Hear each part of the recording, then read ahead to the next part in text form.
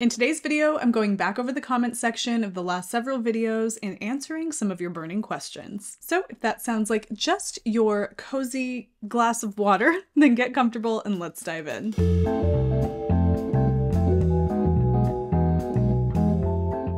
Hello, hello, hello, and welcome to the Wool Needle's Hands midweek ramble. My name is Taylor and I will be your host. For today's video, I'm doing a video that I haven't done in a little while, and that's where I go back through the comment section of the last several videos and I answer your questions. And the way I want to do this today is to take you with me to the screen where it shows me all of the questions that have been asked in the comment section and just scroll through them and answer as many as I can in the allotted time for today's video. And if I have to navigate away from that window to do some research so that I can better answer the question, then we'll do that. And we're just going to keep this super casual and super light and just answer some questions in a casual Q&A style video. Now, I want to get right into that, but before I do, I want to mention that I will be taking a 2-week break from content here on the Wool Needle's Hands channel, as I do every 8-ish weeks or so to kind of recharge my batteries, reset, and reinvigorate my momentum, if you will. We are traveling as a family, and to make time for that and just some other things, I need to take a little bit of a break here until June 12th. My next video will be a midweek ramble 2 weeks from today. If you can't wait till then and you want to see some more Wool Needle's Hands content, consider becoming a Patreon. You can head over and for $5 a month have access to additional content, a lot that is already over there on the Patreon, plus more that will be coming as well. And I'm going to take this moment just to do a shameless plug of a new YouTube channel I am hosting with my husband called Good Books Lately, where we share all of our bookish delights, if you will. It's kind of like a booktube channel where we create videos sharing our thoughts and opinions on the books that we are reading. Please do check it out. We're really excited about it. It's just a fun adventure that he and I are going on together, and we would love nothing more if you were to head over there and check it out and share your love of reading with us. Okay, enough of all that. Let's get right into it. Okay, the way that we're going to do this is I'm going to record my screen and kind of take you into a space on my YouTube studio where I can access questions or comments, I should say, that have been left on videos, and I can filter those down to questions only or contain questions, and then also to ones that I have not responded to yet. And that's kind of what I want to focus on here, ones that I haven't gotten around to. So this is a place where I can answer some of those. So what you see in front of you is what I see when I go on to moderate my questions to answer my questions. You can see that the video in reference is off here to the right, and then the question or the comment that contains a question is over here. Now these are all public comments, so everything that I'm showing you here can already be seen below these videos. So what I'm going to do is just kind of scroll through here and we're going to answer as many as I can answer for this video. I'm not going to get through all of them, and eventually at some point I will just stop answering them and we'll pick up where we left off in a future video just like this. But let's go ahead and have some fun and see if we can answer some questions of these folks here. Okay, the first question that I have here is from Jody Wyman 606. It says, great video. And then this video in reference is the most recent episode of Ravelry Roulette, which was on Sunday. Loved the sweater at the end. Question, would you be able to do a video on beginner sweaters like you did for socks? I've never knit a sweater before, socks neither, but I'll get there, and I don't know where to start. Thanks. Now, this is a question I'm assuming is referring to a pattern rundown video sharing beginner sweater knitting patterns. And I don't believe I've done something exactly like that, but what I have done, I'm going to head over to the channel here. I already pulled this one up. I read this one ahead of time just because I wanted to make sure that you could see it. I've done a video called Watch This Before You Knit Your First Sweater, and it looks like experience under your belt. This. Watch this before you knit your first sweater. In this week's ramble, I'm responding to a tip line submission regarding where to start when embarking on your first sweater knitting journey in 10 steps. I would recommend this video to anyone who is considering starting out knitting their first sweater. So to answer that question for Jody, definitely check that video out. I will link to it down below. Okay, the next one, it says, I was wondering if anyone could recommend a no blend 100% mohair yarn.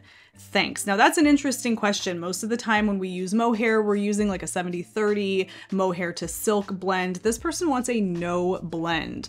Great question. Let's Google that. So let's do 100% mohair yarn. I can't do a very thorough search, otherwise I'd be here for a long time, but let's look here.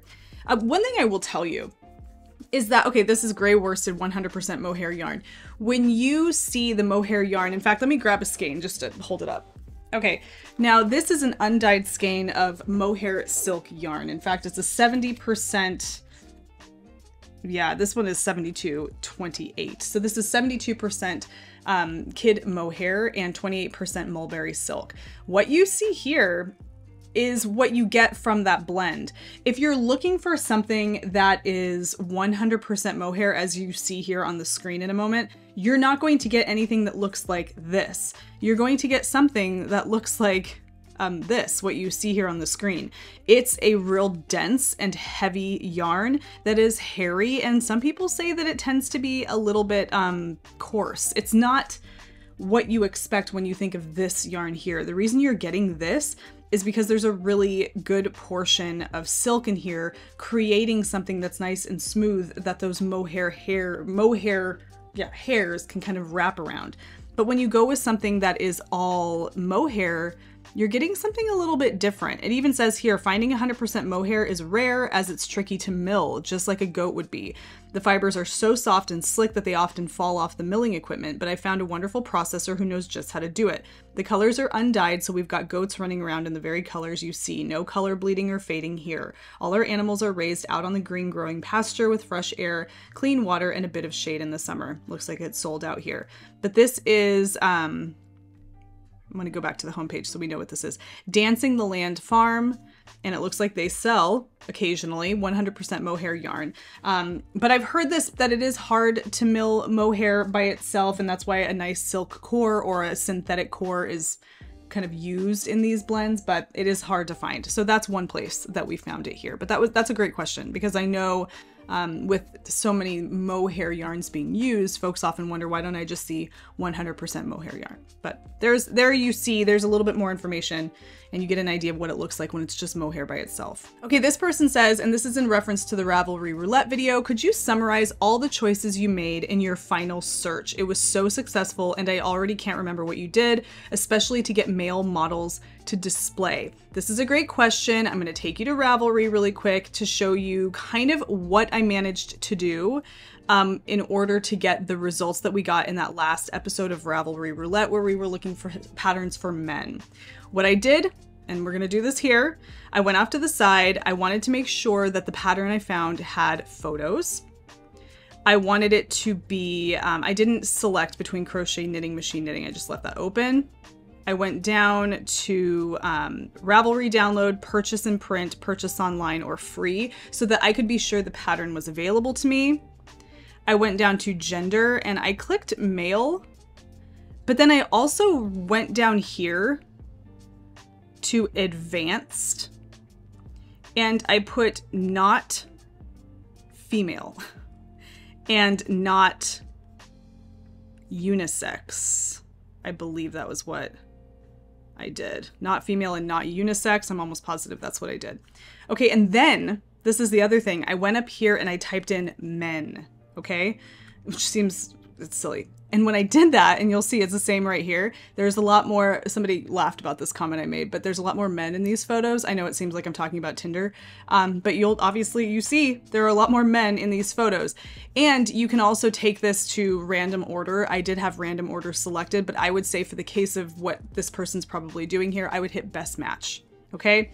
And I think having men in the search box helps a little bit. So that's what I did to narrow it down so that I had more success finding men's patterns that were shown on men's bodies. Okay, there it is. I'm seeing a lot more men in these photos. Is this Ravelry or Tinder? It was Ravelry, but I get where you're coming from. Okay, this next question is from Loops of Wool, and this is in reference to my top 10 yarn-hungry stitch patterns. And she asks, or she says, garter stitch surprised me. I mean, it's just back and forth. Would it be more only when working in the round and thus having to purl? That's an interesting question. So when we work in the round, the amount of stitches per inch changes as to when we're working flat. And sometimes that has to do with whether or not you're purling. For most people, purl stitches take more yarn. And the question here is, if you work garter stitch flat, you're only knitting, okay? But if you're working garter stitch in the round, you do have to purl every other round to create that look. So she's wondering if this would be even more consumptive if you're knitting garter stitch in the round. And from what I know about purling and how it uses for the most part, uses more yarn, I would say, yeah, I would think that if you're gartering garter stitching in the round, I do believe it would use more yarn, but I would think so, yes. Next one, Eileen Miles. Want to talk about yarn hungry? Crochet uses 30% more yarn than knit for the most basic stitches, and Tunisian crochet is even worse. I was just looking at Tunisian crochet sweater patterns that mainly uses the Tunisian rib stitch. It looks like fisherman's rib, and Tunisian knit stitch, and it uses as much for the extra small as I would expect to use for an extra large knit sweater. Great video. This is good information to know. That's fascinating. I knew that crochet used about 30% more. And again, guys, this is the same video as the previous question. But that is wild to me. It kind of makes you realize that when it comes to crocheting clothing that's supposed to mimic the look of knit clothing, if you're only able to crochet and you're doing that because you don't know how to knit, then it makes sense to do that. But if you know how to knit, it's much more frugal and economical yarn-wise and financially to knit it, because you're using far less yarn and you're going to have overall a much lighter and less dense garment. But that's, you know, it's everybody's preference, right? But yeah, that's wild. That's a lot of yarn. Next question by Natalie Glickman. You know those plastic zippered packages that bed sheets come in? Oh, I know them well. I've reused many of those. In my early knitting days, I repurposed those for my projects. And oh, by the way, guys, this is in reference to stylish knitting bags and baskets that are nice to have. This is a video from a little over a year ago. I love this video. Definitely go back and check it out if you've not watched it. I liked that they were see-through, and after some recent experiences where a leaky water ball was packed in the same larger bag with my knitting project bag, I wish I had some waterproof bag options. Yeah, these, if you're looking for something that's no frills to hold your knitting projects in and you want to make sure that water and moisture are kept away from those projects, those bags that linens come in, the little zipper plastic pouches, are great to reuse for that purpose. That's a great point. This person goes, this is also Natalie Glickman, and she is leaving this question on episode 1 of this channel way back when, and I don't necessarily want to encourage you to go watch that episode, but by just saying that, you're gonna go watch that episode. It was my very first episode. And she says, just discovered your channel and decided to start from the beginning. I love learning more about you. Also want to learn crochet. Did you get around to it? Pearl Soho has these really neat granny square blankets that I want to make. I know about these Pearl Soho granny square blankets. They're beautiful. Like if I type this in, granny square blanket. I might do spelling, I don't even know. Yeah, look at these. How pretty are these? They have just the best color schemes and pretty granny square blankets. I love the giant granny square blanket. In fact, behind me back here is a giant granny square blanket that I did crochet. So to answer your question, yes, I have gotten around to crochet. I don't crochet much, and the most that I do crochet is like granny squares. I have a little stack of them here to prove to you that I can crochet granny squares, but I've not really gotten into it to any major extent beyond this giant blanket that I made. And that's about it. But yeah, I have finally tackled crochet, but knitting is always going to be my main squeeze. Zegstrew678, Rebecca Zegstrew6786, in reference to top tips to avoid sloppy looking knits, which is a video that came out about a week and a half ago. Have you knit with 100% silk yarn? I have some ripening in my stash. I'm worrying that it will just sag if knitted in stockinette stitch. Since it's totally inelastic. I could also weave with it as a warp. It's about worsted weight. Any opinions? I have never knit with 100% silk yarn, but I have handled it, and I can confirm that it is very heavy, it is very drapey, and it is not elastic at all. It's incredibly strong and can make really great projects like pillow covers if it's knit tight enough, or crocheted bags, drapey tops that don't need to hold their shape. It would be excellent for something like that, but I don't have a lot of experience with that, so my experience just comes from handling it. I think that if you wanted to look up patterns for this, I would go over to Ravelry, and using those search filter options along the side over here, I would go down, if you go down to the very bottom, you could like search by weight, but you can also search by fiber. And if you just type in silk and nothing else, and then if you go up to the search box, I have all these other things here. Let's remove this, and just type in 100% silk. Maybe you can get some projects that use 100% silk, even though I doubt some of these use 100% silk. But that's a good way to go to see if you can find some inspiration where you can see a project that was knit with 100% silk yarn. It's probably the second best way to go about that. But yeah, that's a tricky one. That's a tricky one. I have not used 100% silk yarn by itself. Okay, Wendy BTZ64 asks, and this is in reference to my first impressions of the Centro knitting machine. She asked, is there an affordable sock knitting machine out there? Great question. I think there is a sock knitting machine that, from what I remember, was 3D printed. Okay, people often talk about this AliExpress professional knitting machine as an affordable option for a sock knitting machine. It's the one that you see in here in this first listing. I'm gonna show you what it is because I have it, believe it or not. Okay, I will tell you I've never used this. It's just sitting here in my craft space. And this is what it looks like. I have no idea if this would work for socks. I know that it is limited in the number of pins that it has. I could count these, but people say they've used this for socks before. Now, I have never, and maybe it would work. And I think that when it comes to like really affordable options, you can get this for less than $100. This would be a good place to play with creating really narrow tubes. So that might be an option for you. Again, I've never used this. I'm not saying anything really about that. I'm just saying that it is. You can kind of look at it and see how narrow it is. Okay, like here's my hand going through it to give you reference.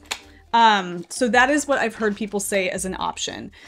Other options I've seen, this is the only other one I've seen that I've heard people say good things about as being a legitimate option for a more affordable sock knitting machine, and it's called The Sock Machine by Dean and Beans. Now, these are 3D printed machines, so all the parts are plastic here, and I'm not saying there's anything wrong with that. I'm just saying that it's important to note that all of these parts are plastic. This runs anywhere between $540 and $570. It's a price, right? Like, I mean, it's less expensive than if you were to buy one of those really fancy ones. Okay, so Earl is the company that makes those really fancy sock knitting machines. Okay, so this is super deluxe Bumblebee sock knitting machines. How about we just look up the regular mainstream run-of-the-mill basic machine package. Okay, Earl, where's the photos? Earl basic machine package. I would love some photos, but for whatever reason, I'm not seeing any.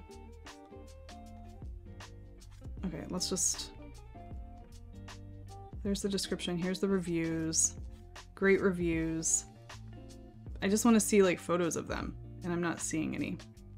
Okay, they're well over $1,000. Okay, we're looking at anything from $1,800 to $2,000. Expensive, and that's Earl. And I'm assuming by this person asking this question, she's seen these before. So I would say that the best answer to that affordable sock knitting question is to check out, I don't even know if that AliExpress thing that I'm showing is really the best option for that, but perhaps this 2.0 sock machine, $540. I don't know, it's still a lot for a sock knitting machine. You have to really want to knit socks on a sock knitting machine to spend that amount of money. And then the Earl one, like, I don't know, that maybe it's like a business, who knows? But this is what I've seen as being the most legitimate option for that. Okay, Faye Gavigan says or asks, hi, the blanket you showed for double-sided knitting is gorgeous. Please could you give me the name of the pattern? And that was from my 10 Yarn Hungry Knitting Stitch patterns. And that was a Pearl Soho blanket. And I can't remember exactly what it's called. So we're gonna do a Google search here, and it's this one, yeah. I think it's just called, yeah, the double knit blanket. So this is it, Double Knit Blanket by Pearl Soho. It's absolutely gorgeous. This is the one that I used in the thumbnail of that video. You can see it here. How pretty is that? Absolutely gorgeous. Yeah, it's called the Double Knit Blanket by Pearl Soho. Okay, this one is by 3 Yarn Arts, and it's in reference to my plain yoke tee episode of the podcast. Oh, such a lovely library. Did you make an Ex Libris stamp and stamp it into your books? I always wanted to make Ex Libris for our family. I'm reading Sally Rooney, Beautiful World, Where Are You? When I knit, I listen to the audiobooks in the series from Richard Osman, Thursday Murder Club. My husband just finished that, by the way. It's great. Highly recommend. Yeah, he said it was a lot of fun. Okay, so they're asking about my book stamps. Hold on, I'll be right back. Okay, so my husband, for my birthday, got me a book stamp for our library of books. I keep it on our bookshelf in this tomato can. And it is from 3 Designing Women. It's stamps that you can have custom made on Paper Source. And it looks like this. I don't know if this is what she was referring to, but this is the stamp I use in our books. So this is one of the books in our library. And I thought I stamped this one. Did I not stamp this one yet? Oh, fun. We can do it right now. I actually posted a short on our other YouTube channel for Good Books Lately of me stamping a new collection of books. I'm going to go ahead and stamp this one. I stamp it on the inner. It's either going to be, if it's a hardback book, I usually stamp it on this first fly page in the front, but it looks like this. I don't know if you can see that. Can you see? Yeah. It just says, this book comes from the Earl family library, and it dries really fast. So yes, I do have a stamp like that. This is my copy of Mexican Gothic, which I'm really excited to read. Okay, so that answers that question. All right, the next question comes from Kyle Wist, 7745, in reference to what I'm knitting now and a yarn haul, which is a video from a little while ago. He says, what camera and lens are you using? I work in camera sales. From the lack of focus breathing, I'm guessing a Sony mirrorless camera with a 24mm f1.4, but maybe it's even wider. I'm mostly curious about the focal length. Thank you. This is actually a Canon R6 mirrorless camera, the Canon R6 Mark I, and it is, you know what is my, I always forget. It's a 20mm f1.4, and it's a Sigma lens. It's a Sigma 20mm f1.4. Nice wide lens. It's fast too, which I really love. Okay, this last question is from Hat Creek Homestead. It's in reference to a podcast episode titled I Want to Knit More Socks and Elizabeth Zimmerhen, where I finished my emotional support chicken and I named it Elizabeth Zimmerhen. Question is from Hat Creek Homestead. So do you have a pattern for the socks for your husband? My husband is also tall with a huge foot. He wears a 15 wide. I also feel like I'm knitting for years to finish a pair for him. I've been using the Crazy Sock Ladies vanilla sock pattern, but I have to cast on extra and add many rounds and it gets confusing and I go up a needle size. Okay, so I kind of do something similar, except, and I talk about this a lot, but I use Kate Atherley's formula for knitting socks. You can find this on an article from Knitty 101. No, excuse me, Knitty, and it's called Socks 101. Let me see if I can pull it up here and show you. Let's see. Yeah. This is an article that I have always kind of fallen back on when it comes to coming up with my sock recipe, and I would recommend anybody go here if they are embarking on coming up with a sock recipe for someone that maybe is not themselves or even for themselves. But she gives you everything you need to know here to kind of come up with your socks that fit. So definitely start here, and this is where I go. This is essentially what I do when I come up with basic vanilla socks for me or even for my husband. So that would be my best answer to that question is Socks 101 that you can find on knitty.com, and I'll link to this down below. Well, there you have it, folks. Some questions answered from several commenters over the last few weeks. I hope this was eye-opening. It was fun to kind of go through those with you guys. And I hope that in the next 2 weeks, while I am away, that you have a great beginning to your summer or beginning to your fall and winter if you're in the Southern Hemisphere. It means so much to have you here supporting the channel, and I'm excited to kind of in that time reinvigorate myself, build up some momentum,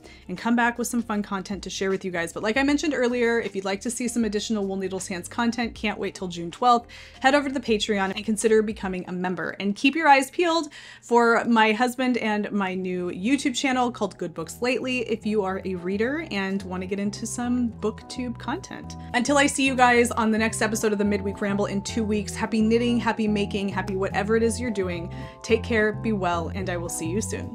Bye.